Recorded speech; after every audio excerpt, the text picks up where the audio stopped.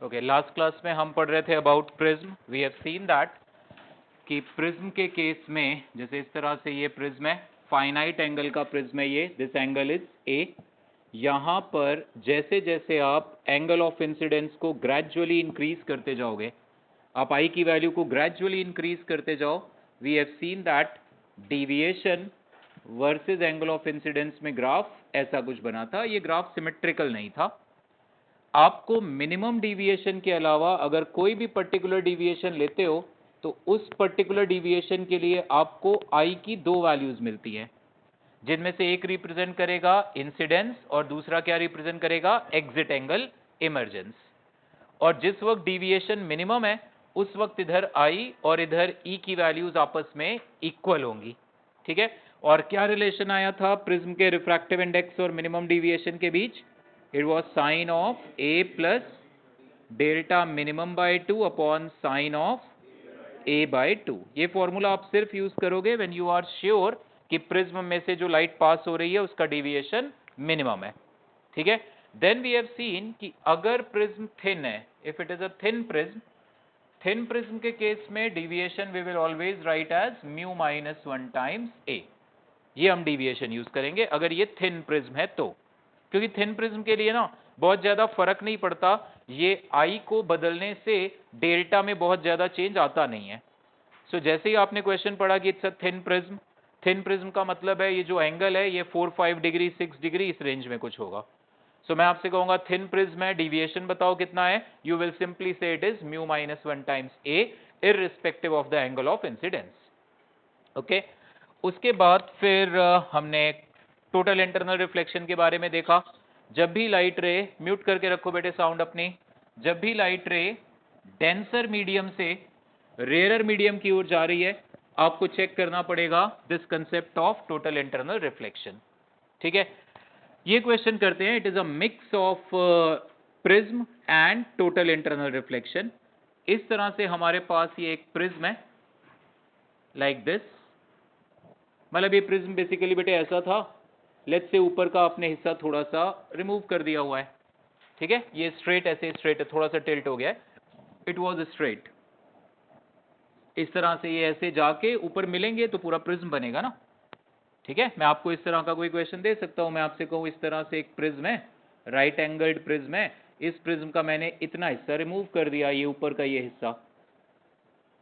जैसे लेंस के केस में मैंने बताया था कि यार ये ऐसे लेंस है, लेंस के इस हिस्से में से जो लाइट जा रही है वो ऐसे पास होगी, बाकी के लेंस का इससे कोई लेना देना नहीं है। तो ऐसे ही मान लो यहाँ पे कोई लाइट आई, वो यहाँ पे फिर वापस इधर चली गई, इस लाइट को कोई मतलब नहीं है ऊपर यहाँ पर ये प्रिज्म का टुकड़ा है या नहीं है, वो काम अपना वैसे ही करेगा। ओके, सो ये क्वेश्चन है हमारे सामने।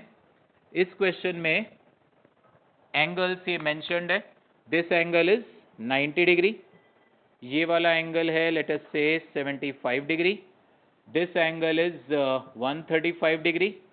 ये वाला एंगल कितना आएगा फिर जरा बता दो मुझे, वैल्यूज एक बार मैं एग्जैक्ट चेक कर लूं, कितना आएगा ये वाला एंगल? 60 आएगा ना। सो ये चारों एंगल्स हमें गिवन है, मैं एक बार चेक कर लूं यही वैल्यूज है ना, यस यही वैल्यूज हैं।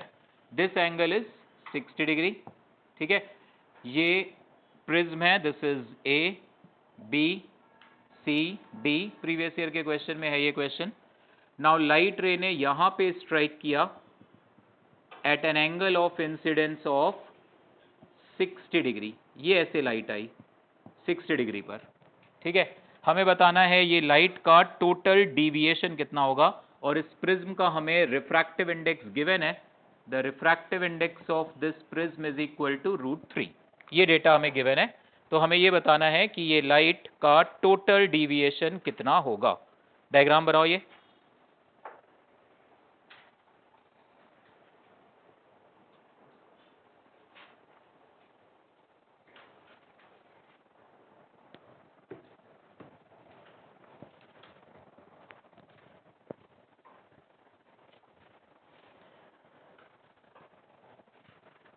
Find total deviation suffered by light ray while passing through the prism.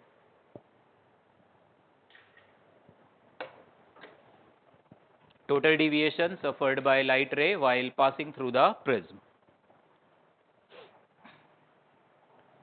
ठीक है, देखना इधर ध्यान से, ये लाइट इस तरह से आई, मैं ही सॉल्व करता हूँ आपके लिए और प्रैक्टिस के लिए क्वेश्चंस आएंगे सामने।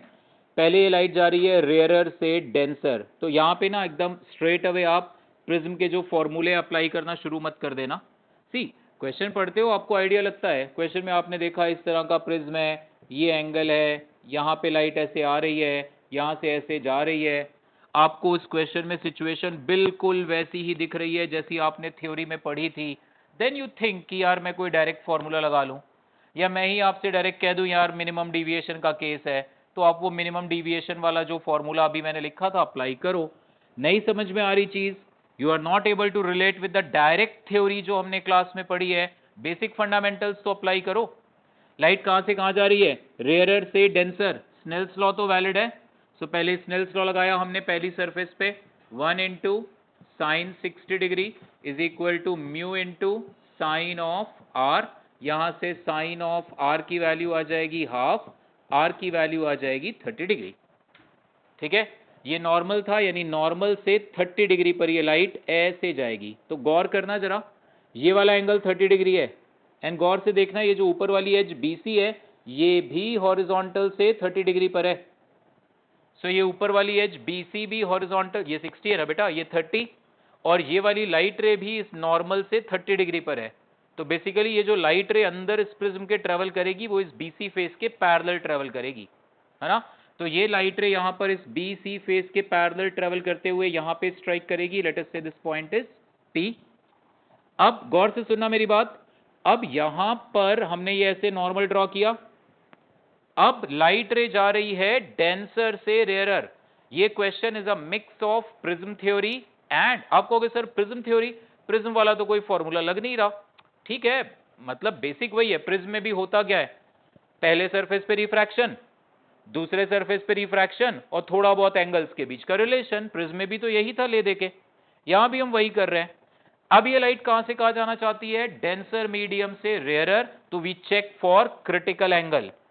जब भी लाइट डेंसर से रेयरर जा रही हो और अगर incidence angle sine I sine of theta C से बड़ा आ जाए, और साइन ऑफ थीटा सी कितना होता है, it is equal to mu rarer by mu denser, यही होता है ना critical angle, sine of critical angle is mu rarer by mu denser. तो यहां पे चेक करो जरा, ये एंगल कितना आ रहा है मुझे बता दो फटाफट, how much is this angle, ये एंगल कितना आ रहा है मनस्विनी बेटे बताओ। ये 60 डिग्री एंगल है, ये 30 प्लस 90 120 है, 120 और 60 कितना हो गया 180, 180 और 135 कितना हो गया 315, तो ये 45 डिग्री बचा, ये 45, तो ये भी महक कितना आ जाएगा बेटे 45, तो ये एंगल ऑफ इंसिडेंस कितना आ रहा है 45 डिग्री। सो यानी अब लाइट रे कहां से कहां जा रही है, डेंसर से रेयरर, और इंसिडेंस एंगल कितना है साइन 45। सो साइन आई की वैल्यू कितनी आ रही है, साइन आई की वैल्यू आ रही है sine of 45 degree, that is 1/√2, और इस क्रिटिकल एंगल की वैल्यू कितनी आ रही है 1/√3। कौन बड़ा है, 1/√2 बड़ा है ना, यानी साइन 45 डिग्री की value sign of theta C से बड़ी आ रही है, यानी 45 डिग्री जो एंगल है वो थीटा सी से बड़ा आ रहा है। अर्शिया बेटे समझ में आ रही बात या नहीं, sine 45 degree 1/√2, sine of critical angle is 1/√3। तो इसका मतलब ये लाइट रे जब यहाँ पे स्ट्राइक कर रही है तो ये 45 डिग्री इस डेंसर रेयरर कॉम्बिनेशन के क्रिटिकल एंगल से बड़ा है। समझ गए भाग सिंह, पक्का। लास्ट क्लास करी है कवर, नहीं करी है, करी नहीं है तुमने, हाँ जी बेटे थे लास्ट क्लास में, ओके बेटे, मेरे को लगा तुम शायद एब्सेंट है। सो डेंसर से रेयरर, तो ये एंगल क्योंकि क्रिटिकल से बड़ा है 45 डिग्री, तो लाइट का यहाँ पे TIR हो जाएगा, लाइट ऐसे आएगी यहाँ पे।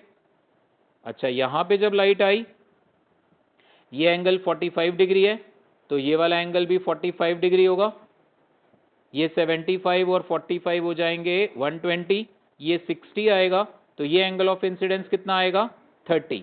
इसको मुझे चेक करने की जरूरत नहीं है, क्यों नहीं है भाई, रेयरर में 60 डेंसर में 30, ये वाला एंगल 30 डिग्री था, रेयरर में 60 है डेंसर में 30 है, तो अभी डेंसर में 30 है तो रेयरर में कितना होगा 60 होगा, ये लाइट तो पक्का बाहर निकलेगी ही निकलेगी। चेक करने की जरूरत मुझे नहीं पड़ी, ठीक है। तो ये लाइट यहां से आई, यहां पे TIR हुआ, वापस यहां आई, यहां से बाहर। So what is the deviation suffered by light ray? What is the net deviation suffered by light ray? गौर से देखना इधर। पहले लाइट रिफ्रैक्शन में डिविएशन कितना होता है? रेयरर मीडियम वाला एंगल माइनस डेंसर वाला। रेयरर मीडियम वाला एंगल 60 है, तो यहां पे डिविएशन ऐसे हो रहा है, देखना इधर, ये किस डायरेक्शन में हो रहा है? ये एंटी क्लॉकवाइज। कितना? 60 माइनस 30, सो 30 डिग्री डेविएशन किधर हुआ? Anti clockwise. उसके बाद इस लाइट रे का पी पॉइंट पे रिफ्लेक्शन, रिफ्लेक्शन में कितना डिविएशन होता है? 180 माइनस 2i, सो 180 माइनस 2 इंटू 45 आएगा 90, और ये 90 डिग्री का डिविएशन किधर है? क्लॉकवाइज।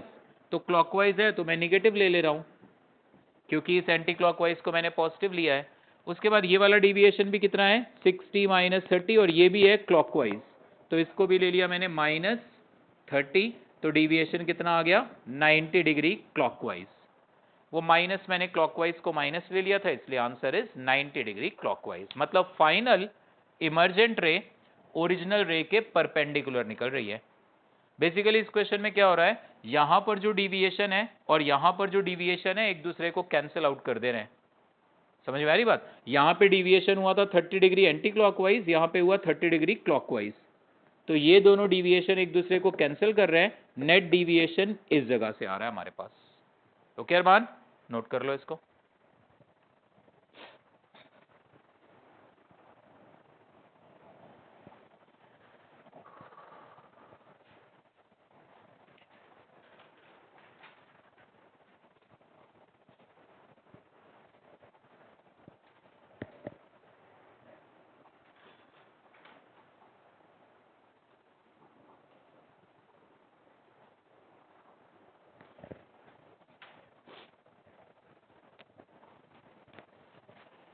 अब देखो इसी तरह का एक और क्वेश्चन है, वो मैं आपको पहले टाइम दूंगा, आप उसको सोचो, फिर हम डिस्कस करेंगे। देखो इधर ध्यान से, ये एक प्रिज्म है, ठीक है। इस प्रिज्म पर लाइट रे ऐसे आई, रेयरर से डेंसर, ये नॉर्मल की तरफ ऐसे मुड़ी, ऐसे गई। इट इज गिवन दैट कि इस लाइट रे ने इस फेस पर क्रिटिकल एंगल से हल्के से ज्यादा एंगल पे, ऑलमोस्ट क्रिटिकली मानो। सी, जब भी लाइट डेंसर से रेयरर जाए और क्रिटिकल पे स्ट्राइक करे, तो आप कह सकते हो रेज ग्रेज करते हुए बाहर भी आएंगी और रिफ्लेक्शन भी होगा, ठीक है। तो यहां पे ये लाइट रे क्रिटिकल से हल्का सा ज्यादा, मतलब क्रिटिकली मानो, तो लाइट का TIR हो गया, ऐसे इधर आई लाइट रे, ठीक है। So on this face AC the angle of incidence is equal to critical angle, ये क्वेश्चन में गिवन है। उसके बाद ये लाइट रे यहां पर हमने ऐसे नॉर्मल ड्रॉ किया, ये लाइट रे ऐसे बाहर निकल गई, एंड वी ऑब्जर्व दैट ये जो एंगल आ रहा है इंसिडेंट रे और फाइनल इमर्जेंट रे के बीच का, दिस इज 72 डिग्री, ठीक है। जो ओरिजिनल रे जा रही थी और जो फाइनल रे बाहर आ रही है, इनके बीच का एंगल है 72 डिग्री। देन हमें इस प्रिज्म का रिफ्रैक्टिव इंडेक्स बताना है। अच्छा क्वेश्चन है, और ये क्वेश्चन पिछले क्वेश्चन जैसा ही है, ठीक है। डायग्राम बनाओ ये।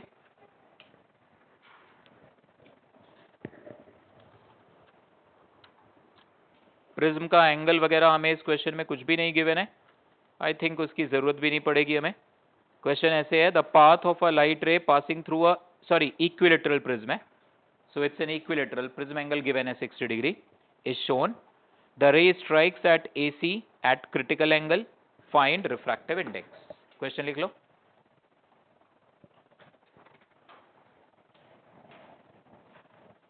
it is an equilateral glass prism,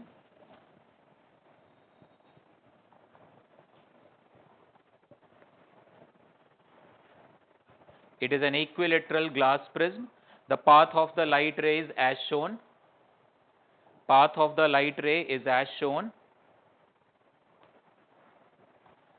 find mu of prism, find mu of prism।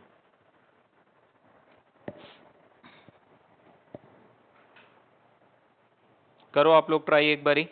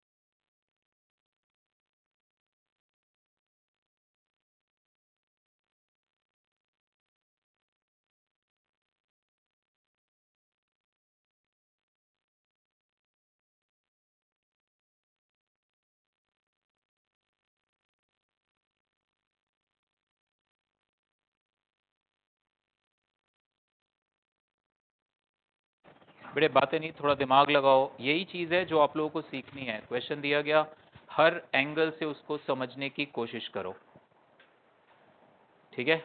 Refractive index चाहिए इसका। देखो इधर, यहाँ पे नॉर्मल ड्रॉ किया हमने।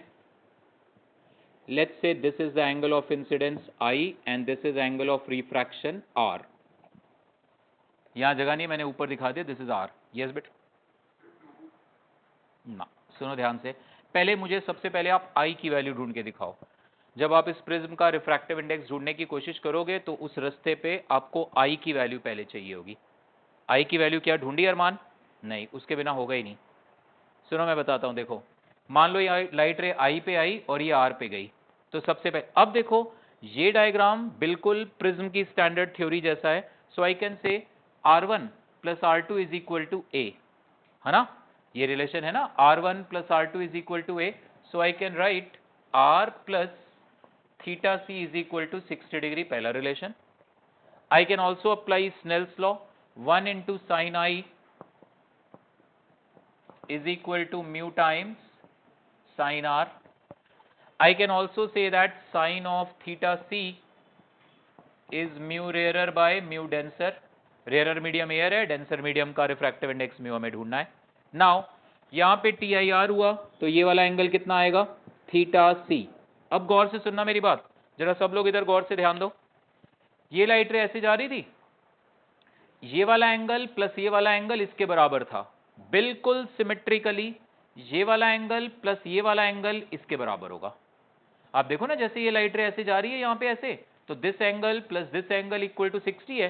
तो similarly this angle plus this angle भी 60 आएगा। तो वहां से हमें पता चलेगा कि यार ये वाला एंगल भी कितना है? R के बराबर है। ये सोच पाए पायस? नहीं, तो यही कुछ नहीं है इस क्वेश्चन में, ज्योमेट्री है और थोड़ी सी ट्रिग्नोमेट्री है बस, बाकी कुछ नहीं है। स्नेल्स लॉ, TIR वगैरह, थोड़ी ज्योमेट्री है, थोड़ी ट्रिग्नोमेट्री है, साइन को साइन बस। Is that okay? सो यहां पे ये वाला एंगल R कैसे आ गया दीपांश, क्लियर है ना? This angle plus this angle is 60, this plus this is also 60। अब बाय सिमेट्री, रेयरर में I, डेंसर में R, डेंसर में R तो रेयरर में I, ये आ गया एंगल I। अब जरा चेक करा जाए इस लाइट रे का टोटल डिविएशन हुआ कितना। तो ये भी पिछले क्वेश्चन की तरह आ रहा है। यहाँ पे डिविएशन कितना है? I minus R. यहाँ भी कितना है? I minus R. और यहाँ पे कितना है? 180 माइनस 2 थीटा सी। ये I माइनस आर किधर है? क्लॉकवाइज। ये वाला I माइनस आर भी किधर है? क्लॉकवाइज। बस इस क्वेश्चन में और पिछले में फर्क है, वो I माइनस आर वो कैंसिल हो रहे थे क्योंकि ना वहां पे लाइट ऊपर से भेजी थी मैंने, इसलिए यहां पे इस सरफेस का भी डिविएशन I माइनस आर और इस सरफेस का भी deviation I minus R, same direction में है। गौर करो सीरत बेटे, रिफ्रैक्शन में डिविएशन हमेशा कितना होता है? रेयरर वाला एंगल माइनस डेंसर वाला, I माइनस आर। और दोनों का सेंस देखो, ये लाइट ऐसे जा रही थी, ऐसे जा रही थी, ये घूमी क्लॉकवाइज। ये लाइट ऐसे जा रही थी, ऐसे क्लॉकवाइज घूमी है। So what is the total deviation suffered by the light ray? 2 times I minus r plus 180 minus 2 theta C, ये टोटल डिविएशन है लाइट रे का, है ना Animesh? Can I write it equal to 72 degree? फिर गलती, 108 degree. Very good मनन। भाई साहब, original light रे ऐसे जा रही है, फाइनल लाइट रे ऐसे आ रही है। इन लाइट रेज को वेक्टर्स की तरह देखो आप। प्रिज्म ना होता, लाइट रे was travelling in this way. Prism है तो नाउ लाइट रे is travelling in this way, ऐसे। ये एंगल हमें गिवन है 72 डिग्री। लाइट रे का ओरिजिनल पाथ ये था, नया पाथ ये है, तो this is the deviation suffered by the light रे। डिविएशन कैसे देखते हो? ओरिजिनल पाथ क्या था और फाइनल पाथ क्या है? इस लाइट रे का ओरिजिनल पाथ ये जा रहा था ऐसे, फाइनल पाथ ये है। So what is the deviation suffered by the light ray? 180 minus 72. So this is equal to what? 108 degrees. That is how much? This is equal to 2I minus 2R minus 2 theta C plus 180. Okay? 180 को इधर ले आओ तो हो जाएगा minus 180 plus 108. 2R और 2 theta C को इकट्ठा कर देते हैं, 2I minus 2 times R plus theta C r plus theta C 60 है, ये कितना आ जाएगा -72, that is 2i minus 2 into 60, तो यहां से आ गया -72 इज 2i माइनस 120, 2i कितना आ गया 48 डिग्रीज, i कितना आ गया 24। मैं क्वेश्चन को थोड़ा छोटा करना चाहूँ तो मैं i की वैल्यू बस पूछ लेता आपसे, क्योंकि इसके बाद अभी थोड़ी सी ट्रिग्नो और इन्वॉल्व है to find the refractive index. ठीक है, अभी कर पाओगे? अब क्या रिफ्रैक्टिव इंडेक्स ढूंढ पाओगे? अब सोचो, 2 मिनट फिर आपको टाइम देता हूं मैं, अब दिमाग लगाओ और सोचो कि रिफ्रैक्टिव इंडेक्स इसका कैसे ढूंढोगे। थोड़ी सी बस हल्की सी ट्रिग्नोमेट्री है, यूज करो। दिलप्रीत क्लियर है बेटे? सो ये इस तरह के क्वेश्चंस आप लोग कर ले जा रहे हो, और मतलब इस तरह की और भी चीजें आप अपने आप से कर पा रहे हो, यू आर रेडी। बस कोशिश करो बेटे, प्रैक्टिस करो घर पे भी। आपने जेई या नीट इन सब एग्जाम्स की तैयारी, मतलब आपने प्रॉब्लम सॉल्विंग पूरे कंसंट्रेशन के साथ करो। नहीं होंगी सारी की सारी, नहीं होंगी फाइनल एग्जाम में भी नहीं हो पाएंगी, बट जो कर रहे हो ढंग से, और जो नहीं हुई you must be very clear कि आप कहां जाके फंस गए थे, तब डेफिनेटली सीखोगे। तुम्हें से कईयों को तो पता ही नहीं होता क्वेश्चन, जब डाउट डिस्कशन होता है क्वेश्चन था क्या मेरा डाउट क्या था इनफैक्ट, है ना? तुम्हारे साथ नहीं होता ऐसा। करो, अब म्यू की वैल्यू बता दो, आई की वैल्यू आ गई। नेवा क्लियर है ना बेटा? So find the refractive index of this prism.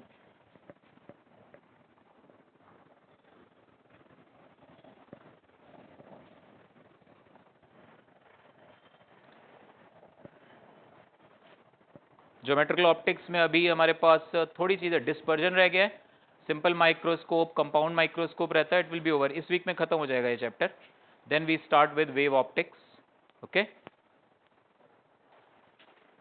और वो जो ईएम वेव है कईयों के स्कूल एग्जाम में, वैसे तो 2-3 नंबर का ही आएगा हाफ ईयरली में आपके, बट स्टिल जो मैं, क्योंकि मैं इसकी कंटिन्यूटी ब्रेक नहीं करना चाहता, तो लास्ट ईयर के जो मेरे लेक्चर्स पढ़े हुए हैं ईएम वेव के, जो लास्ट में ही आपसे सीनियर बैच के लिए होंगे, वो मैं शेयर कर दूंगा। आप उसको थोड़ा सा स्पीड बढ़ा के उसको कवर कर लेना, ठीक है? क्लास में, it does not mean class में, हम क्लास में हम कवर करेंगे, वेव ऑप्टिक्स के बाद मैं वो चैप्टर करवा दूंगा आपको।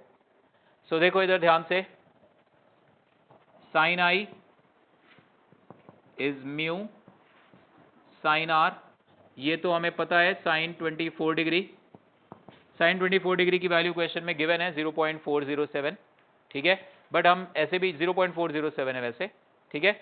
ये आ गया म्यू, और साइन आर को क्या लिख सकते हैं 60 माइनस थीटा सी, तो यहां से बच्चे sine of 60 minus theta C divided by sine of 24 degree, ये वैल्यू म्यू के बराबर आ गई, ठीक है ना? Mu, this I can write as sine of 60 minus theta C, उल्टा लिख दिया है क्यों, sine 60 minus theta C upon sine 24 is mu, सही तो, अच्छा 1 upon mu, sorry, this is 1 upon mu, so this is sin of 24 degree,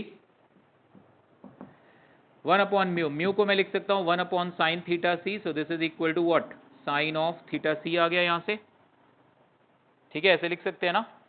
हाँ जी,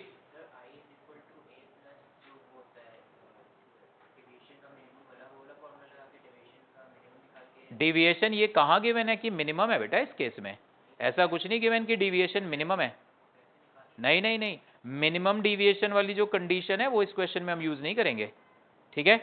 सो इसको इधर कर लो, साइन ऑफ थीटा सी, और ये कितना आ गया sine of 24, sine 24 degree is known, इसको आई थिंक सॉल्व कर लोगे आंसर आ जाएगा, sine 60 cos theta C minus cos 60 sine theta C, cot theta C में वैल्यू आ जाएगी, you can solve it, answer आ जाएगा, ठीक है। कर लोगे ना इसको सॉल्व, इसको ये भी नहीं हो पाएगा, चलो करो ट्राई इसको, फिर कैसे करोगे इसको सॉल्व बताओ। साइन 60 से, या तो मतलब ये हो जाएगा ऊपर क्या, साइन 60 माइनस थीटा सी क्या हो जाएगा, sine 60 cos theta C minus cos 60 sine theta C upon sine of theta C, this is sine 24 degree, 0.41 ले लो रफली, तो ये आ जाएगा हमारे पास बेटे sine of 60 into cos theta C upon sine theta C is cot theta C minus cos 60 that is 0.41। अब तो हो जाएगा, ये इधर ले जाओ, cot थीटा सी आ गया, cot थीटा सी की वैल्यू आ गई, फिर तो म्यू कैलकुलेट कर लोगे। कैसे? म्यू कितना था, मतलब cot थीटा सी आ गया, फिर sin थीटा सी भी आ जाएगा। राइट एंगल ट्रायंगल बनाना इस तरह से, राइट एंगल ट्रायंगल, ये एंगल थीटा सी है, cot थीटा सी अगर मान लो ये वैल्यू x है, ये वैल्यू 1 है, cot थीटा सी है x/1, तो sin थीटा सी क्या होगा, 1/√1 + x² हो जाएगा। ठीक है, 1.45 करके ऐसे कुछ म्यू की वैल्यू आती है। ओके,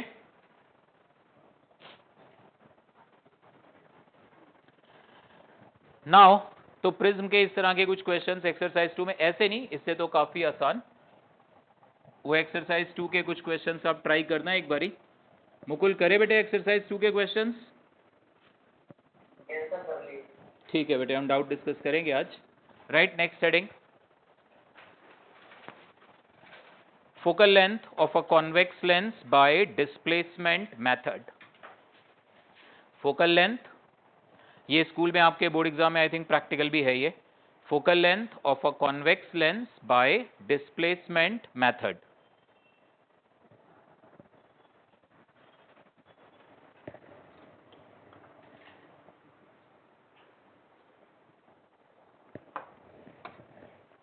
ओके, देखना इधर ध्यान से, होता क्या है, अगर हम ये एक कॉन्वेक्स लेंस लें एंड ऑब्जेक्ट को रखें यहां पर 2f पर, तो इमेज भी यहां पे सेम साइज की बनती है 2f पर, है ना। दिस इज ऑल्सो 2f, तो ये डिस्टेंस कितनी आ रही है, दिस डिस्टेंस इज 4f। तो आई कैन से दैट कि कॉन्वेक्स लेंस के केस में एक रियल ऑब्जेक्ट, अभिषेक बेटे सुनने पे ध्यान दो, समझने पे फिर नोट, बस क्लास में हम बैठे हैं, यहाँ पे कॉपी करते रहे जो चल रहा है, सुनो समझो। एक कॉन्वेक्स लेंस के लिए रियल ऑब्जेक्ट और उसकी रियल इमेज के बीच का ये मिनिमम डिस्टेंस है। क्यों अनिमेश? इसको हम मैथमेटिकली भी प्रूव कर सकते हैं, फिलहाल मैं इसको लॉजिकली प्रूव करूंगा।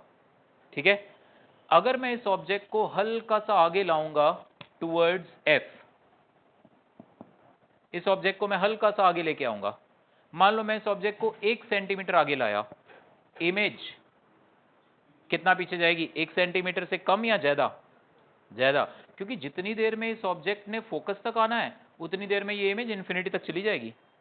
तो तुम इसको 1 सेंटीमीटर आगे लाओगे, हो सकता है ये 10 सेंटीमीटर आगे चली जाए, जस्ट रैंडम वैल्यू ली मैंने ऐसे ही, मतलब कुल मिला के अब ऑब्जेक्ट और इमेज के बीच का डिस्टेंस 4f से ज्यादा हो जाएगा ना। और यही अगर उल्टा काम करे, मैं इस ऑब्जेक्ट को पीछे लेके जाऊं,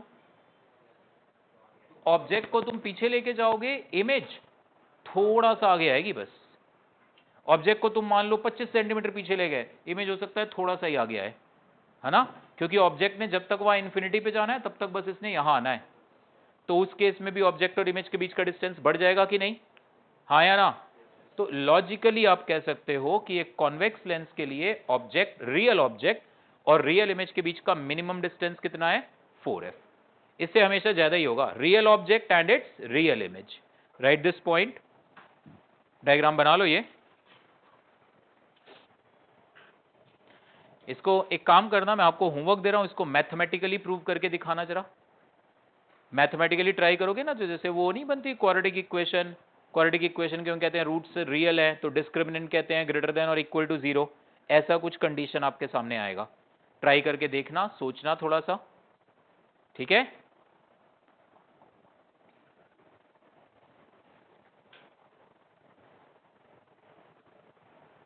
right, for a convex lens, for a convex lens minimum distance between a real object, for a convex lens, minimum distance between a real object and its real image is 4f.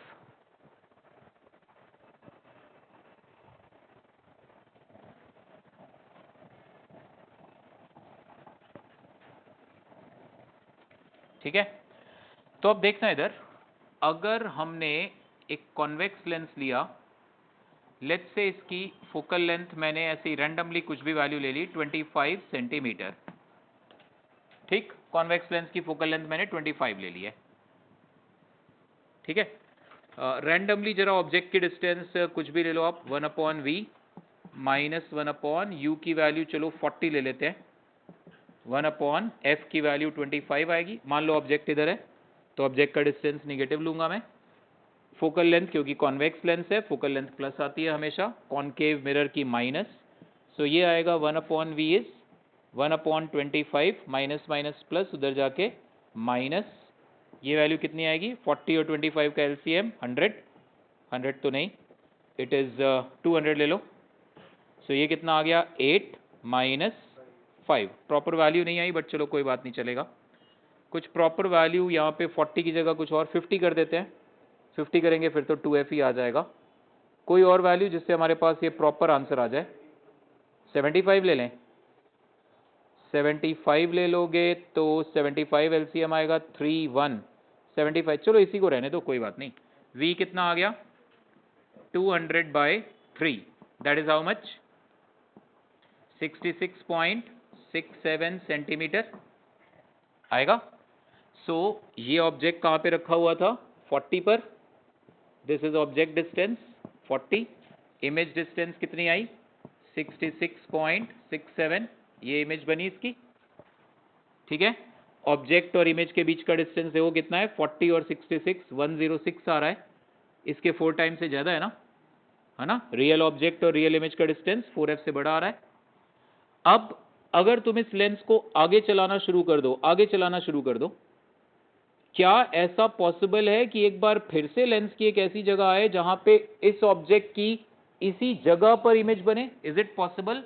Yes, light follows reversibility, object distance 40 है, image distance 66.67 है, तुम इस lens को जब आगे लाओगे ना, lens को मान लो 1 सेंटीमीटर आगे लाए, ऑब्जेक्ट डिस्टेंस हो जाएगी 41, है ना, ऐसे लेंस को आगे लाते जाओ लाते जाओ लाते जाओ लाते जाओ, जब ऑब्जेक्ट को तुम 26.67 आगे ले आओगे तो उधर ऑब्जेक्ट डिस्टेंस कितना हो जाएगा 66.67, तो इमेज डिस्टेंस 40, इमेज यही बनेगी।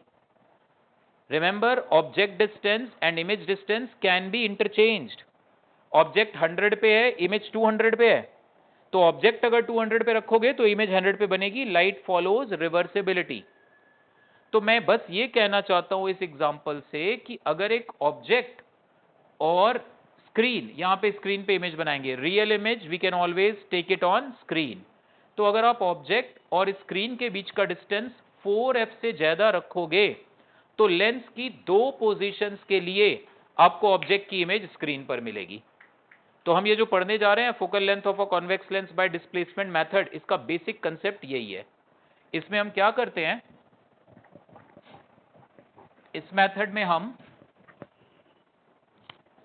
इस तरह से ऐसे, ये ऑप्टिकल बेंच होती है, मतलब just like a scale is there, अभी जो काम पे ध्यान दो, ये हमने ऑब्जेक्ट रखा है ऐसे, this object is of height h, और ये हमने एक स्क्रीन हमने ली हुई है and this screen is fix, ना ऑब्जेक्ट को मूव करेंगे ना स्क्रीन को मूव करेंगे, ये दोनों अपनी पोजीशन पे फिक्स रहेंगे, ठीक है। And we have to make sure कि इनके बीच का जो डिस्टेंस है, ऑब्जेक्ट और स्क्रीन के बीच का distance capital D, this must be greater than 4f। अगर आपने ये 4f से कम ले लिया फिर क्या होगा, 4f से कम ले लिया तो बीच में लेंस की ऐसी कोई पोजीशन नहीं मिलेगी कि इस ऑब्जेक्ट की उस स्क्रीन पे इमेज मिले। इस स्क्रीन पे हमें रियल इमेज एकदम क्लियर दिखाई देनी है, बट वो तभी जब this D is greater than 4f। और अगर आपने D की वैल्यू एग्जैक्टली 4f ली तो लेंस की सिर्फ एक पोजीशन मिलेगी ठीक बीचों बीच, फिर ये भी इधर होगा 2f, वो भी उधर होगा 2f। फिलहाल ये D की वैल्यू हमने 4f से बड़ी ली, इसको नहीं छेड़ेंगे उसको नहीं छेड़ेंगे, ऑब्जेक्ट भी अपनी जगह पे फिक्स है, स्क्रीन भी अपनी जगह पे फिक्स है, लेंस को मूव कराते हैं हम। सो पहले हमने लेंस को यहां कहीं पर रखा जिसके लिए ऑब्जेक्ट डिस्टेंस कम है, लेट्स से ऑब्जेक्ट डिस्टेंस है u and this image distance is v, ठीक है। रे डायग्राम थोड़ा ठीक से बनाना, इस तरह से यहां से ऑब्जेक्ट थोड़ा सा छोटा ही बना लेना, नहीं तो ये रे काफी नीचे तक चली जाएगी, सो ये ऑब्जेक्ट की साइज थोड़ा कम कर दिया। ये वाली रे ऐसे ऑप्टिकल सेंटर से गई। ये जो ऑप्टिकल सेंटर है ना, ये लेंस के ठीक बीच में नहीं होता है, ये मैं बताऊंगा आपको बाद में। फिलहाल ये लाइट रे ऐसे गई स्ट्रेट, यहाँ पे आएगी तो इस जगह पे इमेज बनेगी। क्योंकि इस वक्त इमेज का डिस्टेंस ऑब्जेक्ट के डिस्टेंस से ज़्यादा है तो इमेज का साइज भी ज़्यादा होगा। एक और रे हम कंसीडर कर लेते हैं जो ऐसे पैरेलल जाएगी, लेंस के फोकस से पास होते हुए यहाँ पे इमेज। ये एक केस आ गया। इस वक्त ये जो इमेज का साइज आ रहा है that is equal to h1 और डेफिनेटली ये h1 बड़ा है। ओके, इमेज का साइज ज़्यादा है। अब हमने क्या किया, अब इस लेंस को हम धीरे धीरे शिफ्ट करते जाएंगे जब तक हमें एक बार फिर से इस स्क्रीन पर एक एकदम ब्राइट इमेज ना दिखाई दे। फिर से इसको शिफ्ट करना शुरू करेंगे हम लेंस को। सो लेंस की एक और पोजीशन आएगी, ये लेंस की दूसरी पोजीशन है। ठीक है, बाद में घर जाके ये ना कहना अच्छा हमने दो लेंस लगाए हुए हैं दिलप्रीत, एक ही लेंस है, उसकी नई पोजीशन है ये। और इस बारी व्हाट विल हैपन, ये होगा बेटे ऑब्जेक्ट डिस्टेंस u और ये होगा इमेज डिस्टेंस v। रे डायग्राम देख के बनाना, डॉटेड बना लेते हैं। यहां से रे लेके जाएंगे ऐसे डॉटेड, लेंस के ऑप्टिकल सेंटर से होता हुआ यहां पर। इस बारी जो इमेज बनेगी h2, उसका साइज ऑब्जेक्ट के साइज से कम होगा। एक रे और ऐसे हम पैरेलल ले गए ऐसे, वो यहां पे इसके बाद ऐसे। तो दिस इज द रे डायग्राम। ध्यान से सुनते चलो, मैं आपको टाइम दूंगा रे डायग्राम बनाने के लिए। एक हमें इस केस में चाहिए होता है कैपिटल डी, जो कि ऑब्जेक्ट और स्क्रीन के बीच का डिस्टेंस है, विच आर फिक्स। एक हमें चाहिए होता है लेंस की दो पोजीशंस के बीच का distance, that is how much, small D. Capital D और स्मॉल डी की हेल्प से हम इस लेंस की फोकल लेंथ ढूंढ लेंगे। कैपिटल डी डायग्राम में साफ दिख रहा है, कैपिटल डी की वैल्यू कितनी है, u प्लस वी है कि नहीं। कैपिटल डी की वैल्यू आप देख लो, this is u, this is v, तो u plus v. Small d की वैल्यू क्या है u और v के टर्म में, v माइनस यू, v बड़ा लिया हुआ है डायग्राम में, है ना। वो तो कह सकते हो सर ये u, इसको ना इंटरचेंज कर दो। Now this is v actually and this is u, इसको चेंज करो। अब ये हो जाएगा v, मतलब लेंस की दूसरी पोजीशन के लिए जो ऑब्जेक्ट डिस्टेंस आएगा, लेंस की दूसरी पोजीशन के लिए जो ऑब्जेक्ट डिस्टेंस, वो पहली पोजीशन वाला इमेज डिस्टेंस होगा। इंटरचेंज हो जाएंगी ना वैल्यूज, ठीक है। तो इस केस में स्मॉल डी कितना आएगा, स्मॉल डी आएगा v minus you. And listen very carefully, diagram देख के साफ पता लग रहा है लेंस की अगर मैं पहली पोजीशन लूं, u निगेटिव है, दीपांश बेटे ध्यान दो काम पे, u नेगेटिव है और v पॉजिटिव है। इस एक्सप्रेशन में मैंने अभी साइन कन्वेंशन यूज नहीं किया। ये जो साइन कन्वेंशन है कि u negative v positive, this is for 1/v minus 1/u equal to 1/f वाले फॉर्मूले के लिए। ये तो मैं सिंपली अलजेब्रा अप्लाई कर रहा हूं बस थोड़ी बात, कि u प्लस v की वैल्यू d है और v माइनस u की वैल्यू स्मॉल d है। यहां पे मैंने अभी साइन कन्वेंशन इसमें यूज नहीं किया हुआ, ठीक है। सो देख लो आप पहले कंप्लीट। तो इसको ऐड कर दो इन दोनों इक्वेशंस को, इन दोनों इक्वेशंस को, केशव बेटे सामने ध्यान दो, इन दोनों इक्वेशंस को ऐड करेंगे तो क्या आएगा, capital D plus small d is equal to 2v। तो v की वैल्यू क्या आ गई, capital D plus small d by 2। Subtract कर दो एक पहली इक्वेशन में से दूसरी इक्वेशन को। So capital D minus small d, subtract कर रहे हैं तो 2u आ जाएगा ये। तो u की वैल्यू कितनी आ जाएगी, d minus d by 2। Please ध्यान रख लेना, इस रिलेशन में हमने साइन कन्वेंशन कहीं नहीं लगाया v और u पर। साइन कन्वेंशन तो मिरर फॉर्मूले के लिए बना है ना। Now come to that mirror formula, sorry lens, 1/v minus 1/u equal to 1/f apply करेंगे। अब लेंस की कोई भी पोजीशन ले लो, चाहे पहली चाहे दूसरी, कोई फर्क नहीं पड़ता, पहली ले लेते हैं। तो पहली पोजीशन ले ली तो ऑब्जेक्ट डिस्टेंस u है, इमेज डिस्टेंस वहां मैंने दिखा दिया था v है, u नेगेटिव है एंड v पॉजिटिव, हाँ या ना। लेंस की पहली पोजीशन के लिए ये ऑब्जेक्ट डिस्टेंस है, ये इमेज डिस्टेंस, तो v पॉजिटिव है, v की वैल्यू कितनी है, capital D plus small d by 2। u negative है, that is minus of capital D minus small d by 2, this is 1/f। ये माइनस और माइनस प्लस हो जाएगा, capital D plus small d, capital D minus small d, d square minus d square LCM आएगा, 2 तो common ही है बाहर, ये क्या बचेगा, capital D minus small D plus capital D plus small D, यही बचेगा आई थिंक। ये तो माइनस माइनस प्लस हो गया था ना, तो D minus D plus this is equal to 1/f। तो यहां से माइनस डी और plus D cancel, focal length की वैल्यू कितनी आ जाएगी, capital D square minus small D square by 4 capital D. ये फाइनल आंसर। ये बोर्ड एग्जाम के लिए भी इंपॉर्टेंट डेरिवेशन है, और वैसे भी आप बुकलेट में भी देखोगे तो 2-3 क्वेश्चन डायरेक्ट इस पे बेस्ड है। नोट कुशाग्र बेटे, बातें नहीं प्लीज। नोट करने से पहले मुझे बस एक बात बता दो, अनन्या आप बताओ बेटे, H1 H2 और H में क्या रिलेशन है? H1 H2 क्या है? H1 एंड H2 इमेज के हाइट्स हैं corresponding to the two positions of the lens. जब लेंस वहां पे था तो ये ब्लैक वाली इमेज थी H1, जब लेंस यहां है तो ये रेड वाली इमेज है H2। H1 H2 और H में रिलेशन,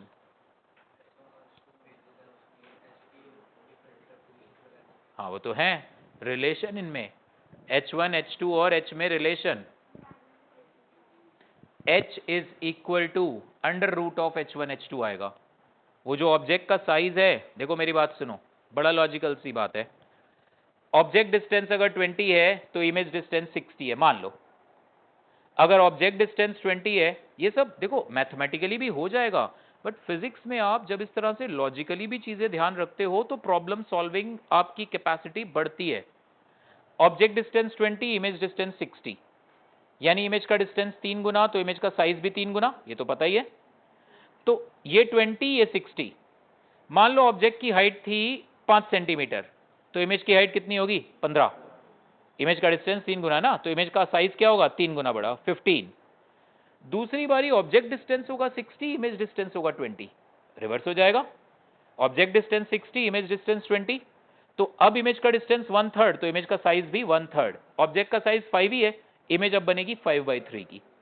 तो एक ऑब्जेक्ट 5 का है, एक बार इमेज बनेगी 3 टाइम्स बड़ी, एक बारी बनेगी 3 टाइम्स छोटी। तो ऑफ कोर्स इमेज के दो साइजों का ज्योमेट्रिक मीन ऑब्जेक्ट का साइज आ जाएगा। समझ में आ रही बात या नहीं? नहीं समझ में आ रही? एक बारी आपको क्या मिलेगा, H1 is m times H और H2 मिलेगा 1/m टाइम्स H। तो मल्टीप्लाई करोगे तो H1 H2 क्या आ जाएगा, H स्क्वायर। सिंपल। एक बारी आपको इमेज 3 टाइम्स बड़ी मिल रही है और एक बारी 1/3 साइज की मिलेगी, तो वो 3 की जगह जनरलाइज कर दो m टाइम्स, एक बार इमेज m टाइम्स होगी, एक बार 1/m टाइम्स। ओके भाई साहब इधर ध्यान, हाँ उधर देख के क्या करोगे, अच्छा चलो नोट करो।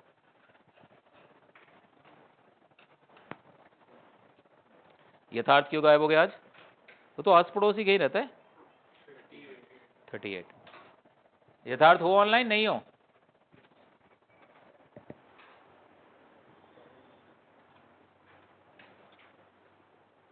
ठीक है बेटे,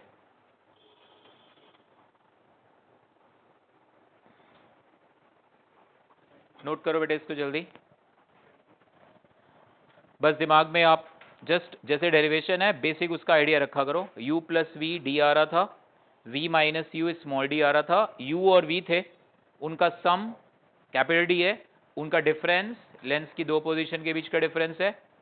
इस वक्त हमने साइन कन्वेंशन का यूज नहीं करा है, साइन कन्वेंशन अब जाके आएगा यहाँ पे। v को पॉजिटिव लेंगे, u को negative, and we get the focal length. Okay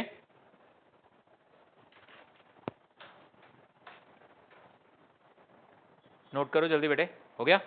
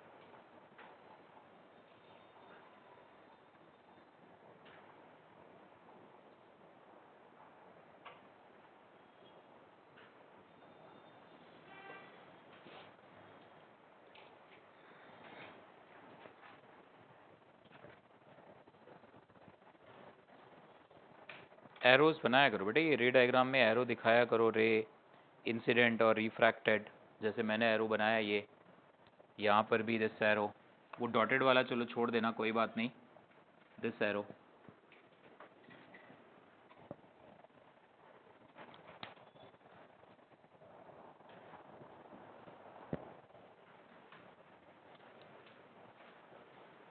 हो गया?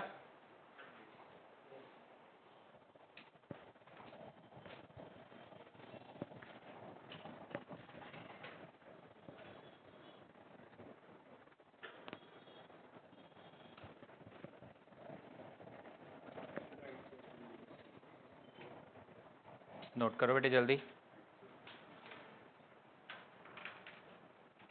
कुशाग्र कब से है तुम्हारे एग्जाम? तो फिर वो एक्सरसाइज 2 क्यों नहीं करी बेटा? फिर होमवर्क नहीं करो, ये तो गलत। हाफ ईयरली एग्जाम अगर नहीं आए, हाँ प्रैक्टिकल के लिए तुम्हें बड़ा दिन रात एक करा हुआ है तुमने। फाइल है, अभी फाइनल एग्जाम में भी बोलोगे बना रहे हैं। हाँ जी,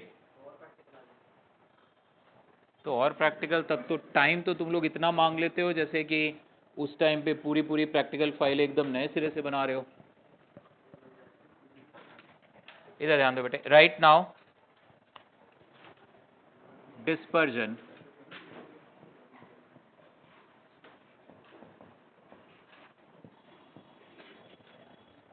ये टॉपिक एक बारी सीबीएसई में चेक कर लेंगे, वैसे तो था ये पिछले 1-2 साल में इन्होंने डिलीट करा था इसको, बट ऑफ कोर्स अब तो चीज़ें नॉर्मलाइज्ड हैं तो होगा ही वापस। जेई में और नीट में तो है ही है, तो इसको कवर कर लेते हैं पहले, ठीक है। बोर्ड एग्जाम के आसपास हम एक बार देख लेंगे ये है कि नहीं है सिलेबस में। सुनना ध्यान से इधर, जैसे अगर ये हमारे पास प्रिज्म है, इस प्रिज्म का प्रिज्म एंगल ए, मैं थिन प्रिज्म लेके चल रहा हूँ बेटे, काम पे ध्यान दो इधर। इसका जो रिफ्रैक्टिव इंडेक्स है पायस, म्यू, किस पे डिपेंड करता है? किसी भी प्रिज्म का, किसी भी लेंस का, किसी भी ग्लास का, किसी भी ट्रांसपेरेंट मटेरियल का रिफ्रैक्टिव इंडेक्स म्यू किस पे डिपेंड करता है? ऑफ कोर्स मटेरियल पे डिपेंड करता है। जैसे हम आज ही पढ़ेंगे crown glass, flint glass, glass की डिफरेंट डिफरेंट क्वालिटीज, ठीक है। सो मटेरियल पे तो डिपेंड करता ही करता है। और हाँ जी, ऑफ कोर्स वो तो होगा ही, mu is equal to c by v होता है, तो स्पीड ऑफ लाइट पे तो डिपेंड करेगा ही मीडियम की। इट ऑल्सो डिपेंड्स ऑन कि जो आ रही लाइट है उसका कलर क्या है, वेवलेंथ पर। रेड कलर की लाइट है तो इस प्रिज्म का म्यू अलग होगा, ब्लू कलर की लाइट है तो इस प्रिज्म का म्यू अलग होगा। तो किसी भी प्रिज्म का, लेंस का रिफ्रैक्टिव इंडेक्स उस पे तो डिपेंड करता ही है मटेरियल पे, आने वाली लाइट की वेवलेंथ पर भी डिपेंड करता है। एक फॉर्मूला आता है, mu is equal to A plus B by lambda square plus C by lambda power 4 and so on. Cauchy's formula करके बोलते हैं, CAUCHY। जरूरत बेटे कुशाग्र काम पे ध्यान, डिस्टर्बेंस नहीं, बिल्कुल सामने ध्यान दो। तो दिस रिलेशन इज देयर, हमें इस रिलेशन से ज्यादा कुछ कंसर्न नहीं है। The only thing is lambda की वैल्यू जितनी कम होगी म्यू की वैल्यू इतनी ज्यादा। मतलब आप सिंपली बोलो कि म्यू इज प्रोपोर्शनल टू, या प्रोपोर्शनल साइन बोलना ठीक नहीं है क्योंकि लैम्डा स्क्वायर आ रहा है। आप ऐसे कह सकते हो कि लैम्डा की वैल्यू हम जितनी इंक्रीज करते जाएंगे रिफ्रैक्टिव इंडेक्स उतना कम होता चला जाएगा। जितना लैम्डा की वैल्यू आप इंक्रीज करते जाओगे, अगर मैं विजिबल लाइट की बात करूं तो रेड कलर का लैम्डा सबसे ज्यादा है। तो अगर इस प्रिज्म पर लाइट आई ना, ऐसे मान लो ये तुमने व्हाइट लाइट भेजी ऐसे प्रिज्म पर, दिस इज व्हाइट लाइट, इसमें वेवलेंथ हैं right from 3800 angstrom to 7600 7700 angstrom तक। Red colour is somewhere around 76 77 7800 angstrom के आसपास, ठीक है। सो लैम्डा की वैल्यू जितनी ज्यादा म्यू की वैल्यू उतनी कम, म्यू की वैल्यू जितना कम लाइट की बेंडिंग उतनी कम। ये बात ध्यान रखना, प्रिज्म का रिफ्रैक्टिव इंडेक्स जितना कम होगा लाइट की बेंडिंग उतना कम होगी। आप थिन प्रिज्म के लिए तो सीधे सीधे देख सकते हो, डेल्टा होता है म्यू -1 टाइम्स ए। सो किसी भी मटेरियल का रिफ्रैक्टिव इंडेक्स जितना कम होगा लाइट की बेंडिंग उतनी कम होगी। सो क्योंकि प्रिज्म का रिफ्रैक्टिव इंडेक्स लैम्डा पे डिपेंडेंट है, तो इसलिए अलग अलग वेवलेंथ की लाइट की बेंडिंग अलग अलग होगी। जितनी वेवलेंथ ज्यादा होगी रिफ्रैक्टिव इंडेक्स उतना कम, तो बेंडिंग उतनी कम। तो अगर तुमने व्हाइट लाइट भेजी तो रेड कलर की बेंडिंग सबसे कम होगी, ये रेड है। वॉयलेट कलर की बेंडिंग सबसे ज्यादा होगी, ये वॉयलेट है। ठीक है, बीच में सारे कलर्स आ जाएंगे विबग्योर पूरा। येलो कलर को हम एवरेज लेके चलते हैं। अगर मैं कहूंगा ना यार मुझे एवरेज डिविएशन बता दो, तो you can take it corresponding to yellow colour. समझ में आ रही है बात? तो यहां से जब लाइट बाहर आएगी तो ये वॉयलेट आएगा और ये रेड बाहर आएगा, ऐसे। So this is splitting of white light into its constituent colors, that is called dispersion. And why this happens? This happens because mu की वैल्यू प्रिज्म या लेंस के लिए अलग अलग वेवलेंथ के लिए अलग होती है। ठीक है, we define a term called angular dispersion, angular dispersion। ठीक है, मतलब आप कह सकते हो सर एक कलर 1 कलर 2, कलर 1, कुशाग्र बेटे सुनो, जब मैं एक्सप्लेन कर रहा हूं सुनो। कलर 1 और कलर 2 के लिए एंगुलर डिस्पर्जन कितना है? तो मान लो कलर 2 के रिलेटिवली कलर 2 की वेवलेंथ कम थी। कलर 2 की वेवलेंथ अगर कम है तो वेवलेंथ कम है तो रिफ्रैक्टिव इंडेक्स ज्यादा होगा, तो डिविएशन ज्यादा। Keep this in mind, violet का डिविएशन ज्यादा होता है। रिफ्रैक्टिव इंडेक्स जितना उल्टा जो आगे और चलो, लैम्डा की वैल्यू जितनी कम, म्यू की वैल्यू उतनी ज्यादा, डिविएशन उतना ज्यादा। तो तुमने दो कलर्स लिए, जिसका लैम्डा कम है उसके लिए म्यू ज्यादा होगा, उसका डिविएशन ज्यादा। So deviation corresponding to that colour minus deviation corresponding to the second colour, that difference is called angular dispersion. Generally मैं अगर आपसे सिंपली बोलूं, मैं कहूं यार एंगुलर डिस्पर्जन बता दो कितना है, तो you will take it corresponding to violet and red. So corresponding to violet and red angular dispersion कितना आ जाएगा? Delta we minus delta are.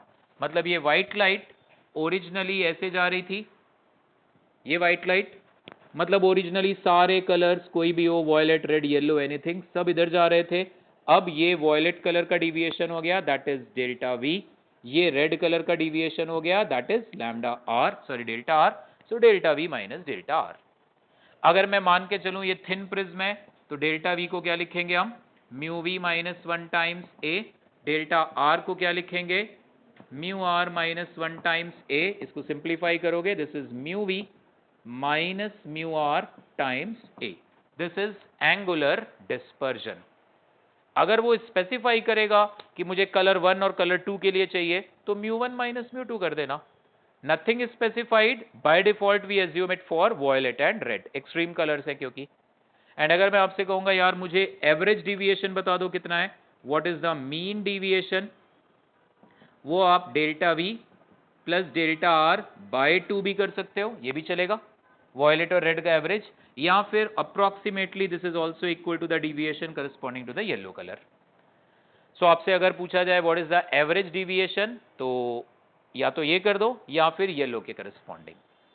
And इनका जो रेशियो आता है एंगुलर डिस्पर्जन का एंड मीन डिविएशन का, this is called dispersive power of a transparent material like prism lens.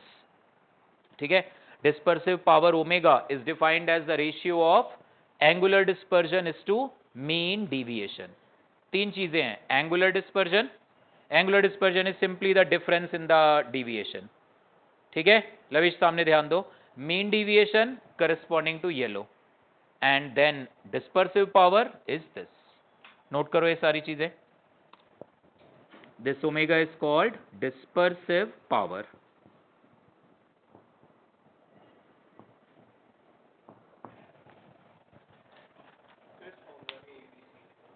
A B C constants हैं, ये कॉशीज फॉर्मूला है। A B and C are some constants, हमारे syllabus में है नहीं है, तो उसको मतलब अब ऐसी चीज़ों को लेके हम अड़ जाएं और एनालिसिस करने लगे, बजाय उसके एडवांस लेवल पे बहुत सारे अच्छे अच्छे क्वेश्चंस हैं, वो सिलेबस का पार्ट है नहीं।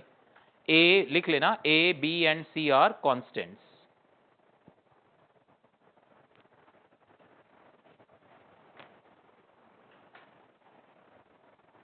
अनिमेश बार अमित को बोलो बेटा पानी दे देगा।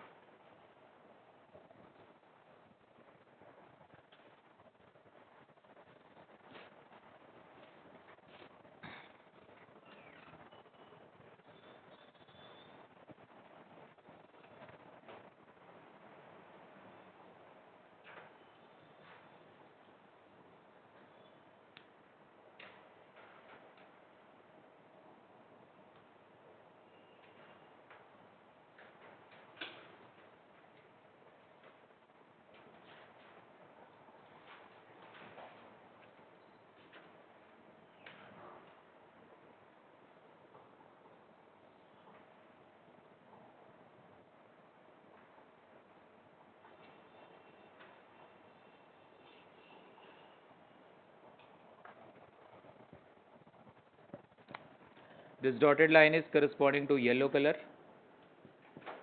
ठीक है, all colors will be there in between. So dispersion is basically the phenomena of splitting of white light into its constituent colors. This happens because this prism material is having different values of mu for different wavelength. ठीक है, तो अलग अलग colour की bending अलग अलग. इसी को हम लेंसेज के केस में क्रोमेटिक एबरेशन, क्रोमेटिक डिफेक्ट कह लो. जैसे इस लेंस पे अगर तुम व्हाइट लाइट भेजोगे ना, तो तुम्हें एकदम फोकस पे शार्प इमेज नहीं मिलने वाली, क्योंकि रेड कलर दूर फोकस होगा, रेड की बेंडिंग कम हुई ना, तो रेड कलर दूर फोकस होगा, वॉयलेट पास. तुम एक लेंस पे अगर व्हाइट लाइट भेजोगे ना, देखो मिरर पे व्हाइट लाइट भेजोगे, मिरर के केस में क्रोमेटिक एबरेशन नहीं है, मिरर में कोई म्यू का रोल नहीं आता. मिरर पे तुम चाहे रेड कलर की लाइट भेजो पैरेलल बीम, चाहे वॉयलेट, फोकस में ही कन्वर्ज होगी. मिरर के लिए फोकस सब कलर्स के लिए सेम है. मिरर की फोकल लेंथ को आने वाली लाइट की वेवलेंथ से कोई लेना देना नहीं. मिरर्स में क्रोमेटिक डिफेक्ट नहीं है. लेंस में तुम व्हाइट लाइट भेजोगे, रेड कलर दूर फोकस होगा, वॉयलेट कलर पास, ब्लर्ड सी इमेज आएगी बजाय की एक पॉइंट इमेज के. Okay, so that is called chromatic aberration या क्रोमेटिक डिफेक्ट सिंपल वर्ड्स में. ओके, अब देखना इधर, ये भी लिख लेना. Dispersive power is defined as the ratio of angular dispersion is to mean deviation. Dispersive power is defined as the ratio of angular dispersion is to mean deviation.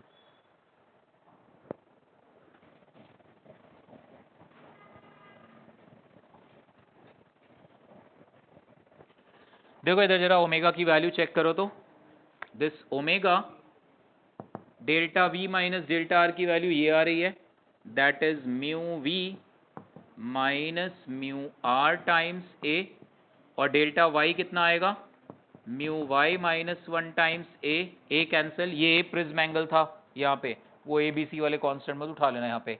ठीक है, सो डिस्पर्सिव पावर कितना आ रहा है, mu we minus mu are upon mu Y minus 1.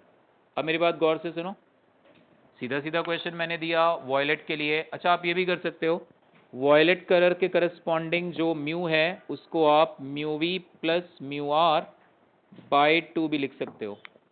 कई बार question आएगा dispersive power बताओ और आपको सिर्फ इन दो की वैल्यू देगा.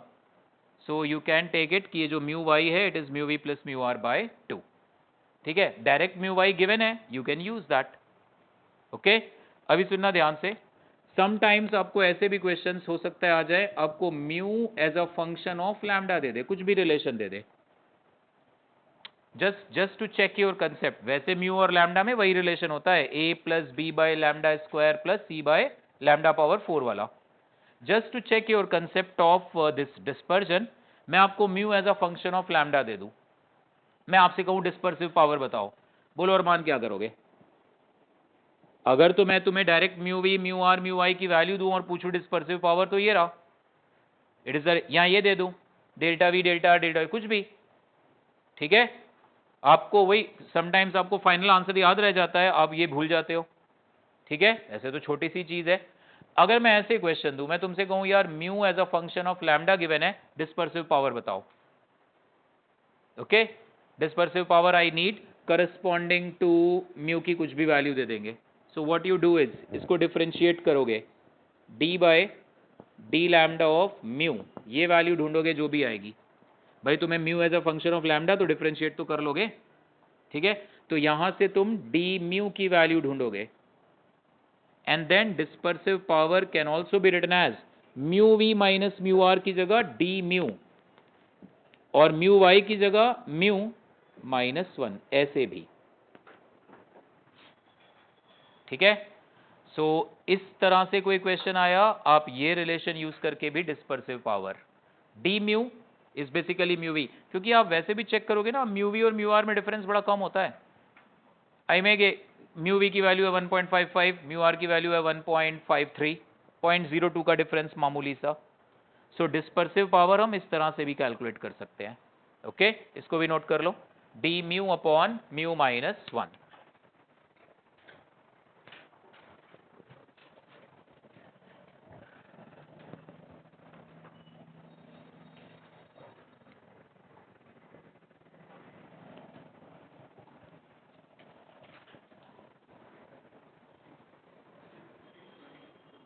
बात है नहीं बेटे।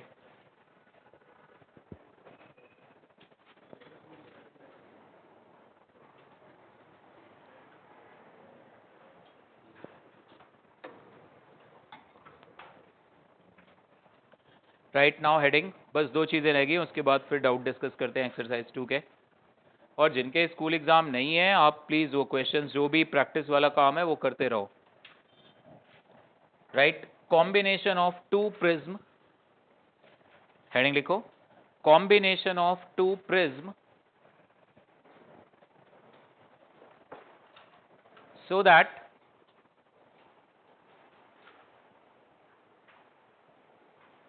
they produce deviation without dispersion, so that they produce deviation without dispersion। काव्य क्या कहते हो? एक प्रिज्म हमने ऐसे रखा, ध्यान से समझना मेरी बात,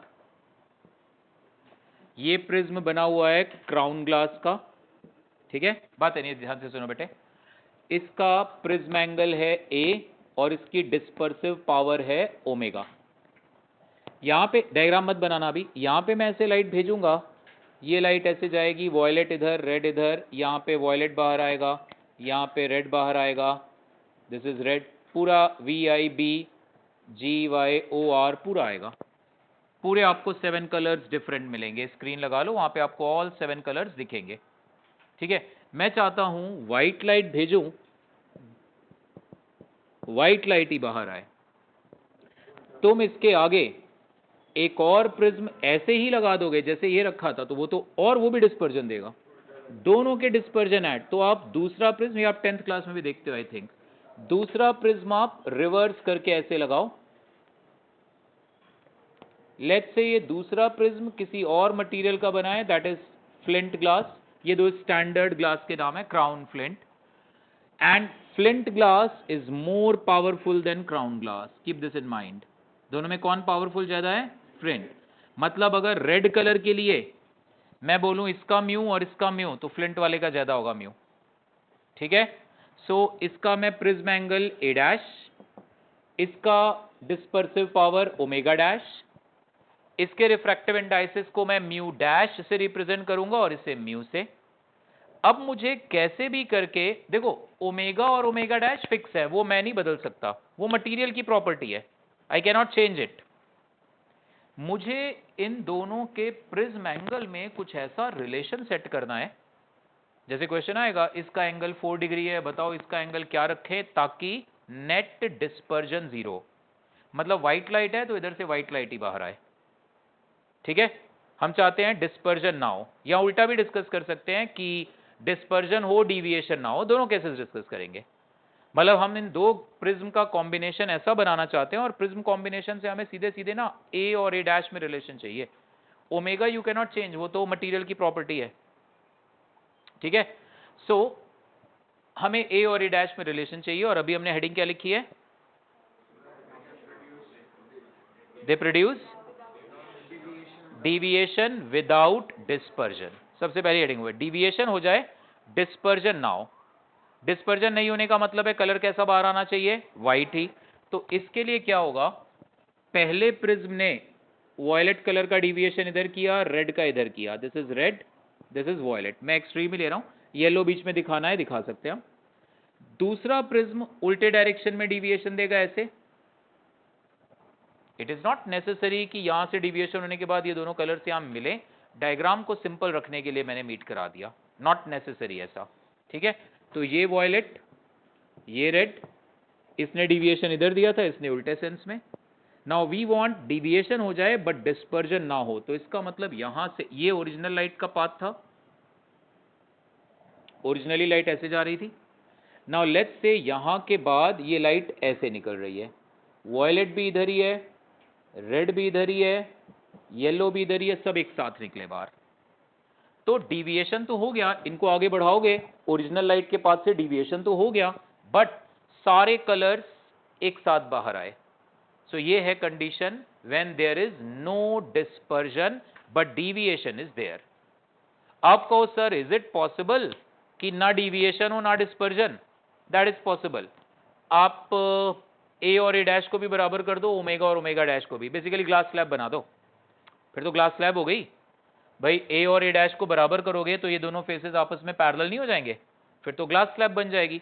तो ग्लास स्लैब में ना डिविएशन होता है ना डिस्पर्जन होता है, ग्लास स्लैब में कहां डिस्पर्जन होता है। ओके, सो ये कंडीशन है। अब गौर से समझना, हमने क्या चेक करना है, नो डिस्पर्जन, बहुत इजी है, नो डिस्पर्जन। तो इसका मतलब है पहले प्रिज्म का जो डिस्पर्जन था और जो दूसरे प्रिज्म का डिस्पर्जन था, they must be equal and opposite. पहले प्रिज्म का एंगुलर डिस्पर्जन यही था ना। ओके, इसको आप ऐसे भी कर सकते हो, इसको मैं इधर लाके इसको उधर ले जाके भी मैं आपसे कह सकता हूं पहले प्रिज्म ने या इन दोनों ने मिला के जितना डिविएशन वॉयलेट का किया उतना ही डिविएशन रेड का कर दिया। देखो ऐसे भी लिख सकते हैं, you can also write it as delta we minus delta V dash, this is equal to delta R minus, हाँ या ना भाई। कंडीशन क्या है, दोनों प्रिज्म मिलके डिस्पर्जन ना दे, डिस्पर्जन ना दे मतलब वॉयलेट और रेड एक साथ बाहर आए। पहला प्रिज्म अकेला लोगे तो वॉयलेट और रेड का डिविएशन अलग है, तो दोनों का मिला के जो वॉयलेट का डिविएशन है और दोनों का मिला के जो रेड का डिविएशन है उसे इक्वेट कर दो। ठीक है, तो मैं ऐसे लिख रहा हूं, दीज आर इक्वल। तो यहां से क्या आ गया, mu we minus mu are times A is equal to mu V dash minus mu R dash times A dash. या देखते चलना ध्यान से, क्योंकि अगर ये बोर्ड एग्जाम में इंक्लूड हो गया तो ये डेरिवेशन फिर काम आएगा आपको वहां पे, और जेई मेन और नीट में भी इनमें से क्वेश्चन, और बड़े इजी होते हैं क्वेश्चन आने। जेई एडवांस के सिलेबस में ये नहीं है डिस्पर्जन वाला टॉपिक, उसमें जो अब आगे भी इसके बाद हमने पढ़ना है माइक्रोस्कोप टेलीस्कोप, वो भी जेई एडवांस में नहीं है, जेई मेन नीट उन सब में है। ठीक है, सो ये आ गया रिलेशन। नाउ ये पहला रिलेशन आया, ये नो डिस्पर्जन की कंडीशन आ गई। अब मैं जरा डिस्पर्स, ये एक काम करते हैं, अब मुझे चाहिए क्या, मुझे डिविएशन चाहिए। So what is the net deviation, net deviation आएगा delta net is equal to delta y minus delta y dash, है ना। येलो कलर के करस्पॉन्डिंग जो डिविएशन है उसी को मैं नेट डिविएशन मान लूंगा। ठीक है, तो ये कितना आ रहा है, mu Y minus 1 times A minus mu Y dash minus 1 times A dash. Clear. हमें क्योंकि क्वेश्चन में डिस्पर्सिव पावर्स गिवन है, so I will introduce them. Dispersive power की वैल्यू कितनी है, ओमेगा कितना है, mu we minus mu are upon mu Y minus 1। तो मैं mu we minus mu r की जगह mu Y minus 1 times omega A, चलेगा ये, कोई डाउट तो नहीं है। ओमेगा की वैल्यू क्या थी, mu we minus mu are upon mu Y minus 1। So mu we minus mu r की जगह mu Y minus 1 times omega.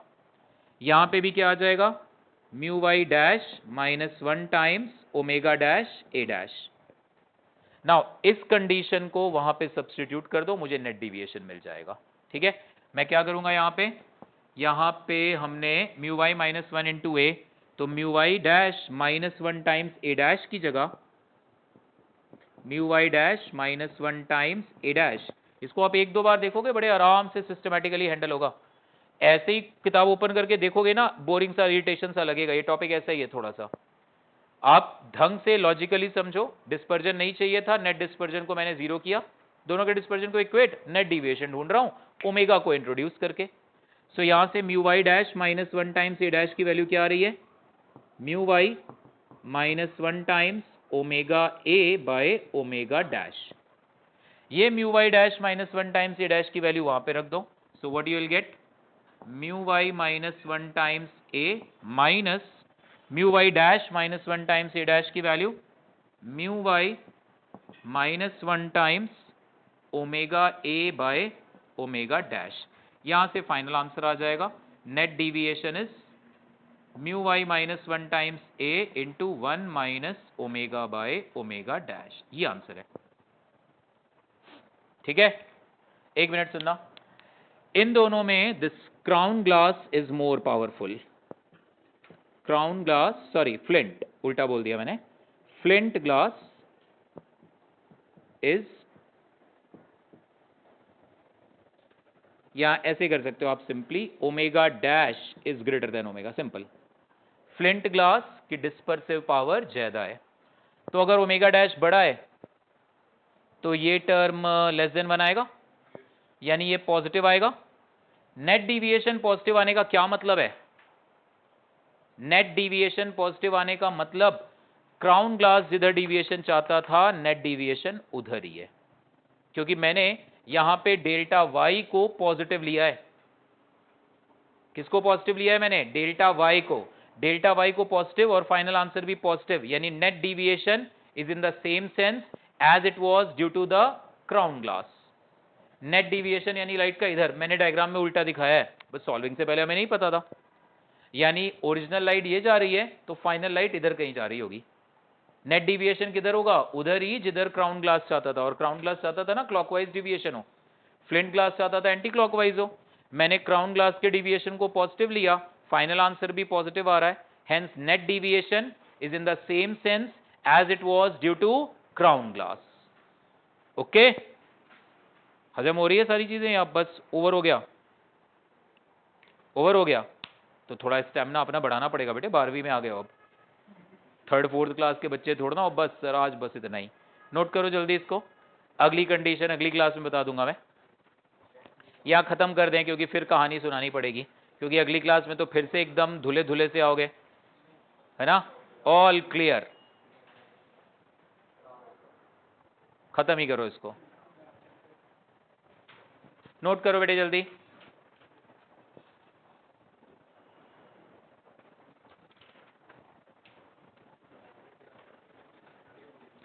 बात है नहीं बेटे, अभी जो काम पे ध्यान। बस यार तुम लोग पता है क्या है, मैंने द मूवमेंट मैंने लिखा नहीं, हमने भी लिख लिया सर, बस हमारी जिम्मेदारी पूरी।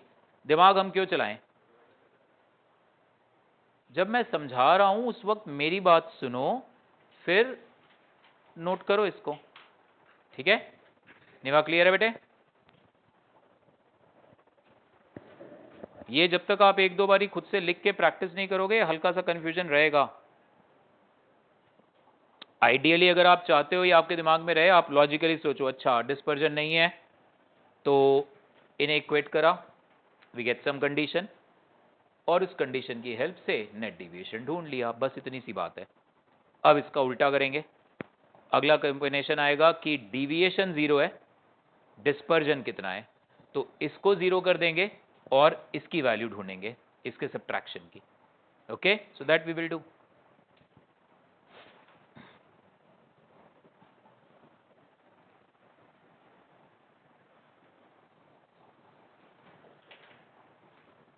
इस कॉम्बिनेशन को we also call it as achromatic doublet.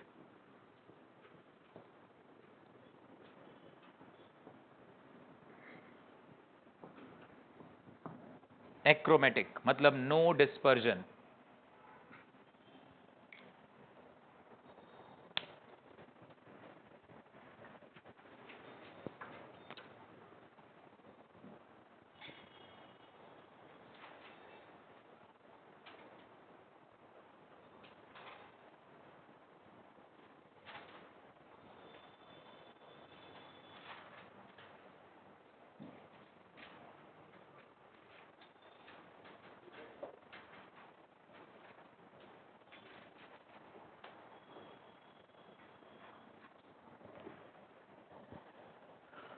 ध्यान दो बेटे, बस लास्ट है इसके बाद।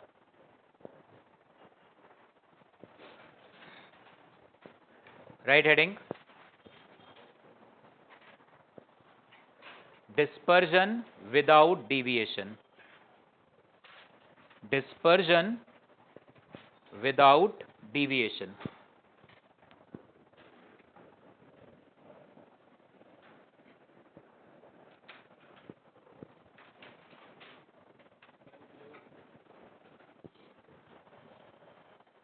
लिख सकते थे अपने आप यार, चलो कोई बात नहीं है, किसी और से देख के लिख लेना बेटा।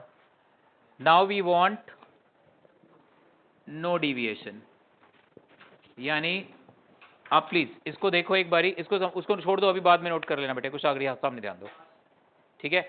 हम अब क्या चाहते हैं, गौर से, डायग्राम यही बनेगा, आगे मैंने डायग्राम रोका है, पहले हम पूरा सॉल्व कर लें फिर बना लेंगे, ठीक है? We want no deviation. So simply मैं आपसे कहूं यार डिविएशन नहीं चाहिए, तो मतलब एवरेज कलर, येलो कलर का डिविएशन नहीं होना चाहिए, मतलब अल्टीमेटली यहां से जो येलो वाला कलर है वो ओरिजिनल व्हाइट लाइट के पैरेलल आना चाहिए बाहर, ये येलो आना चाहिए। No deviation. अब आप कहोगे सर नो डिविएशन मतलब क्या, सारे कलर्स का ही डिविएशन ना हो? सो सारे कलर्स का डिविएशन ना हो फिर तो व्हाइट लाइट ही बाहर आ जाएगी। ओके, सो व्हेन आई से नो डिविएशन मतलब एवरेज डिविएशन 0, मतलब येलो कलर का डिविएशन 0। Is that okay? एक एक स्टेप देखते चलो और उस हिसाब से लिखते चलना आप साथ साथ, सारा एक साथ लिखने में भी ना फिर आप बस नोट ही कर रहे हो। सो नो डिविएशन, इसको 0 किया तो यहां से हमारे पास क्या कंडीशन आ गई, mu Y minus 1 times A is equal to mu Y dash minus 1 times A dash, ये कंडीशन आई। ठीक है, अच्छा अब देखना है हमें डिस्पर्जन कितना हुआ। सो what is the net dispersion? That is the dispersion of first prism minus dispersion of second prism। simple simple है। डिस्पर्जन क्या है, delta we minus delta are. Deviation क्या है, delta Y.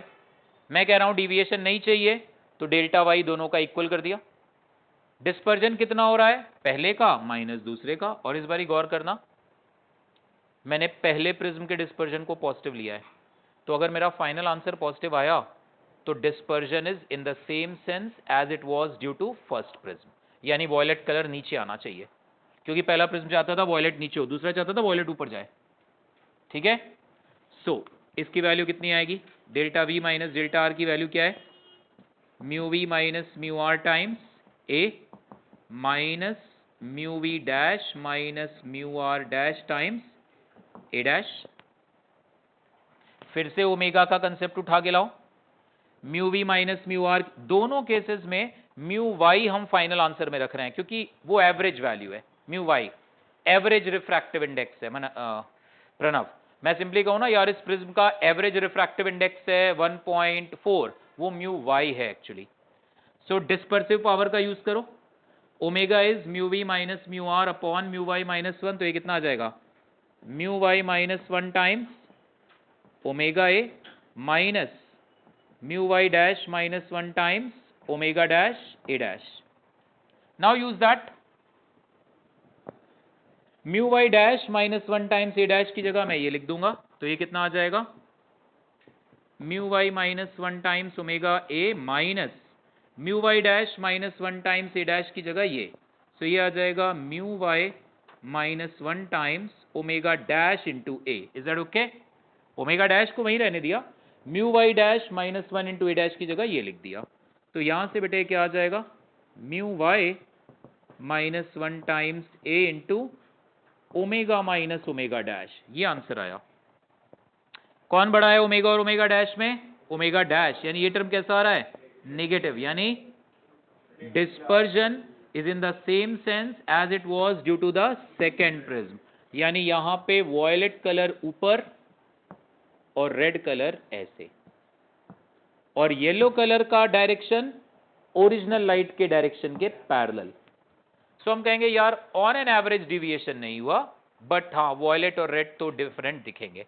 This combination is called direct vision doublet या combination.